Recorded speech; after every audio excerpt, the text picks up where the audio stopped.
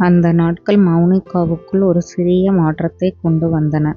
அது வெளிப்படையான மாற்றமல்ல.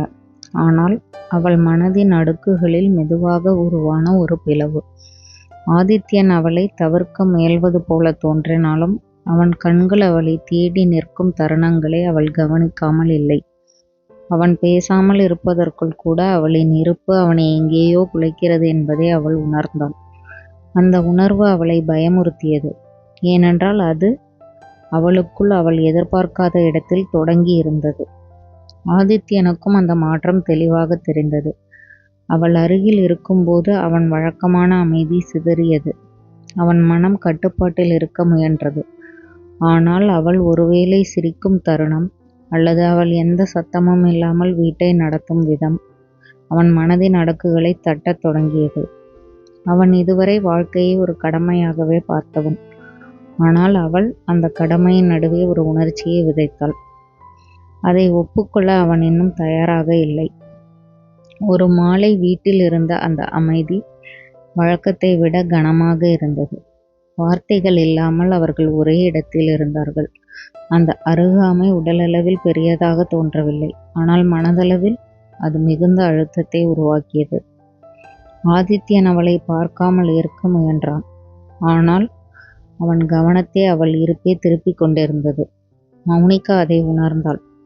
அவள் அவனை நோக்கி பார்ப்பதை தவிர்த்தாள். ஆனால் அவன் கவனம் தன்னை சுற்றியே சுழல்கிறது என்பதை அவள் மனம் அறிந்தது.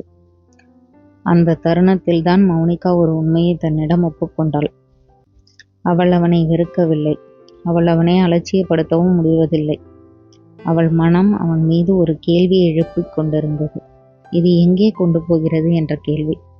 இந்த கேள்விக்கு பதில் தெரியாமல் இருப்பதே அவளை அதிகமாக கலங்க செய்தது. ஏனென்றால் அந்த பாதையில் சென்றால் அவள் தன்னை இழக்க நேரிடலாம். ஆதித்யன் அந்த இரவில் நீண்ட நேரம் தூங்கவில்லை. அவன் மனம் அவள் முகத்தையும் அவள் அமைதியையும் மீண்டும் மீண்டும் நினைத்தது. அவள் அவனை எந்த கோரிக்கையும் வைக்கவில்லை, எந்த புகாரும் இல்லை. ஆனால் அவள் இருப்பே அவனிடம் ஒரு பதிலை எதிர்பார்ப்பது போல இருந்தது.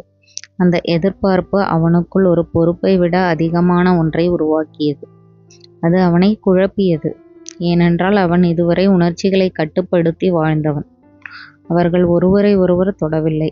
ஆனால் அந்த தொடாத இடைவெளியில்தான் முதல் முறையாக ஒரு விரிசல் உருவானது. அந்த விரிசல் வலியளிக்கவில்லை. ஆனால் அது இனி இந்த அமைதி மாறாமல் இருக்காது என்பதை சொன்னது. இது இன்னும் காதல் அல்ல.